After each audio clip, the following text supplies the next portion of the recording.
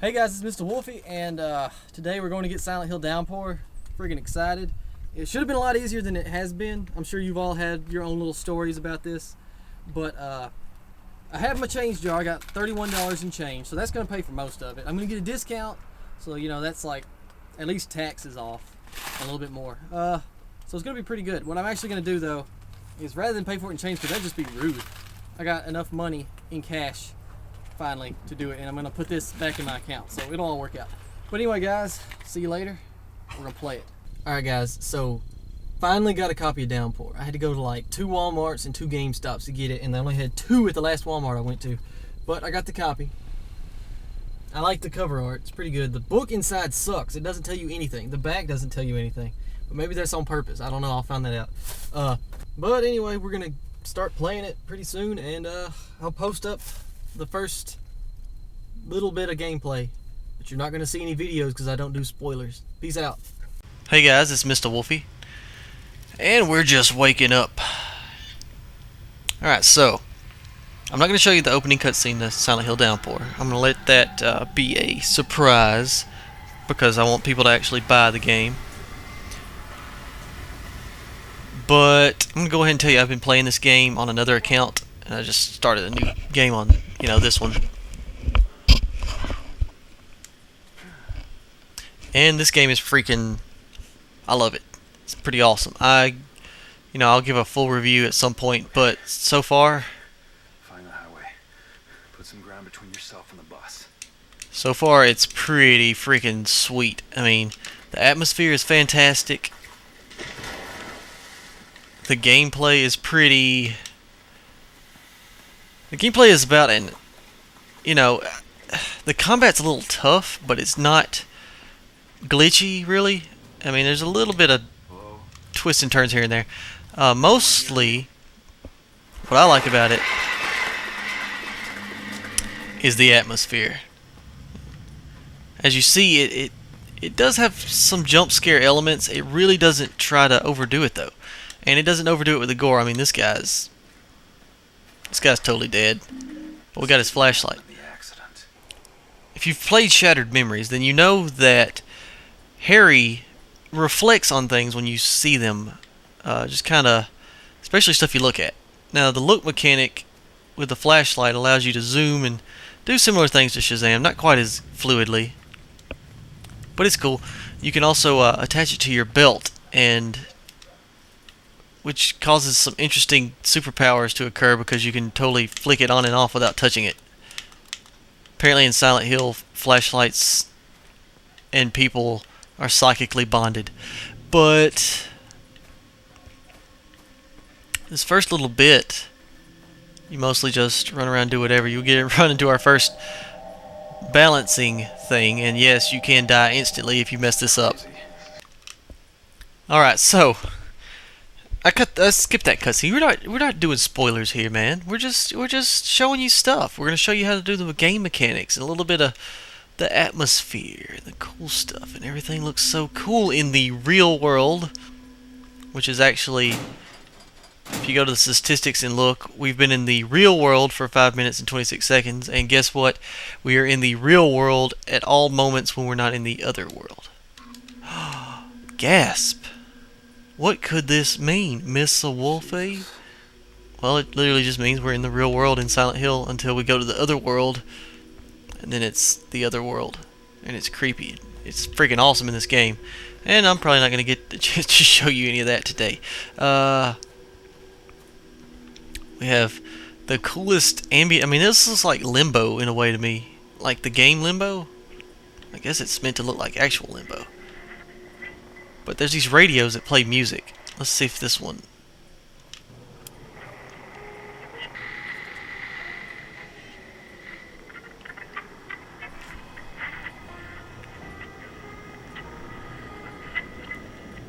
What's the name of that?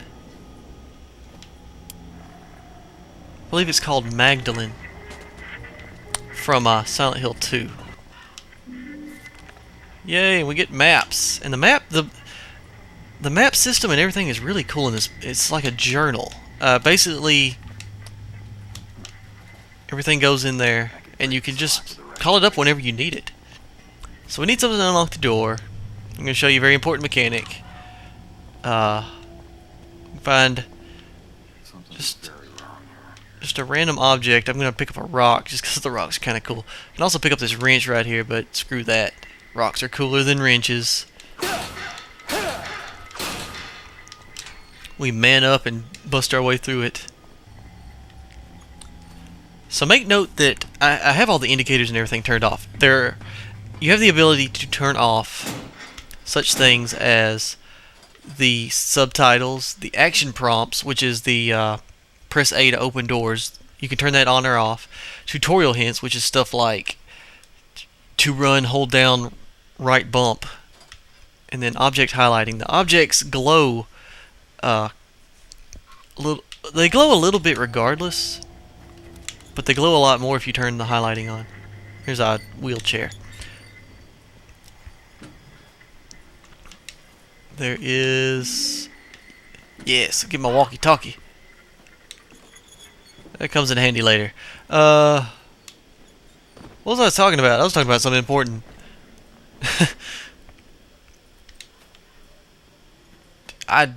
Screw it, I don't know. But I'm going to open this. If I can. See, yeah, there we go. See, every now and again, things like that do pop up, the action prompts. But for the most part, they're turned off, which helps a lot with the immersion and the enjoyment of the game itself. Having the ability to turn them on and off is much better than just forcing you one way or the other, actually, if you ask me. And that's something that all games should have. So, in a way, this game is innovating things just with that. It's pretty cool.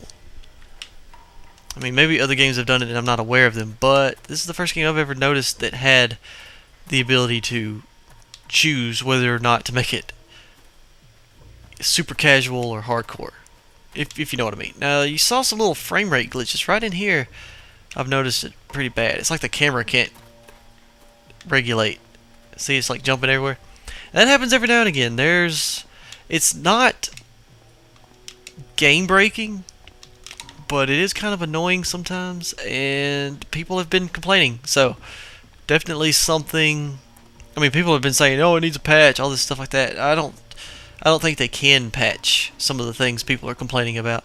And if they do, it's going to require tremendous time and effort. And, you know, it won't come out just tomorrow or something. But people just really just need to realize that it's not that big a deal. Another road to nowhere. I believe that's a song or a book. I know that it's a title to something. Another Road to Nowhere. Oh, I think it's a song from the first game. Isn't it? I don't know. Somebody look that one up for me. I can't remember. So there's items on the ground that you can pick up to use, like rocks. Every now and again you'll find a tool. The pipe wrench isn't wonderful. In fact, I don't really recommend it. It's good for busting through doorways if there's a lock exposed. But as far as a melee weapon goes, it's not that great. But if you've played the game, then you'll understand that anything is better than nothing. Trust me. So we had a nice little chat with the mailman. And I'm not going to tell you anything else. And it's starting to rain now. When it starts to rain in this game, I'll go ahead and tell you, it's a big deal. It's bad. Things happen. We don't want things to happen. So we're going to try to get in and out of the rain.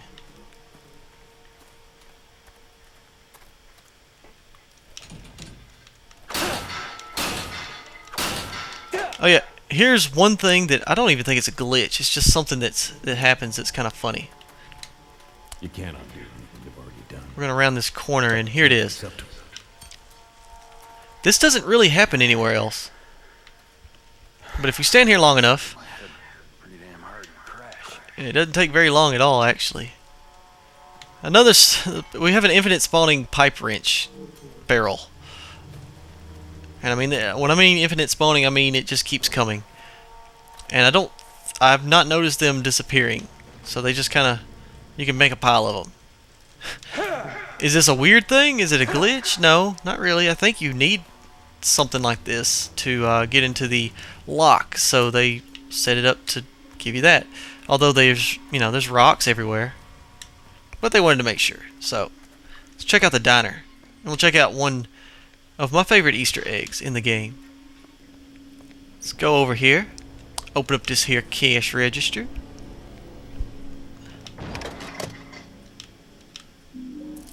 And we got money. Now what do we do with money? Oh, let's find out what we do with money.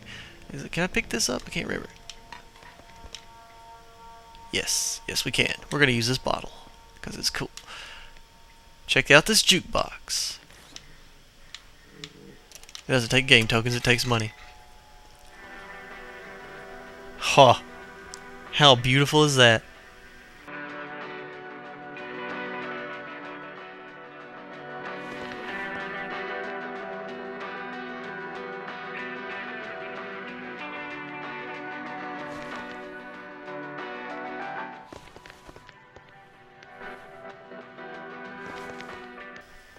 Okay, let's move on. Okay, you can zoom in, look at all this stuff. This cool little... The journal's cool. That's definitely one of the best innovations to this game that I've noticed. It's very, very awesome. And you can totally flush toilets in this game. I don't really... I'm holding out for the fact that it's possibly a achievement to flush all toilets, so I'm looking at them all. Hey, check it out. First aid kit. Now, the first aid kit has a quick use ability by pressing right on the D-pad. Why don't I tell you some abilities? Like, why don't I tell you all the controls? So, you know, walking standard. Right bump makes you run. If you hold it down, not if you tap it, because then you just do a little thing. If you hold down left bump, Murphy looks behind him, which is useful in most circumstances. You'll see what I mean as you go. I mean, it's not just chase sequences like Silent Hill Shattered Memories. Sometimes you're just like, man, what's going on? What's going on over there? What? You serious? What? I mean, yeah. All right. So you can just spam X. And Murphy goes off on a melee rampage. Or you can hold down left trigger and he auto-aims to the nearest bad guy. But the auto-aim is really glitchy in this game. Are you listening? It's got some issues. I've had a number of problems where I'm like auto-aim and then immediately Murphy spins around and looks in the opposite direction with the bad guy right in front of him. And I'm auto-aimed. And I get destroyed because the bad guys are freaking tough in this game. So we don't want that to happen. You hold down left trigger and then hit right trigger. Actually, you don't even have to do that. You just right trigger is throw the weapon. Which, let me tell you, if you haven't played Condemned 2, where you can throw weapons and stun bad guys, then you should play Condemned 2 because that game's awesome. But anyway, it works pretty well at stunning bad guys. There's not much of a combo system. Y is block. You want to get the hang of block, but in my experience, block only works when it wants to work and not when it probably should. So, yeah. Word to the wise, don't use this piece of crap. So, that's the end of what I'm going to show you here. You should play the game yourself. It's fantastic. I think it's time to set Murphy on fire. Alright guys, I will see you next time where I'm actually going to show you some glitches because there are several and there's one really annoying one that I will show you that is like probably pretty annoying to anybody. It's pretty game breaking. But anyway, I'm dead. Peace out. I'll miss you guys. This has been Mr. Wolfie. Seriously guys, use the rake. It's freaking awesome. What?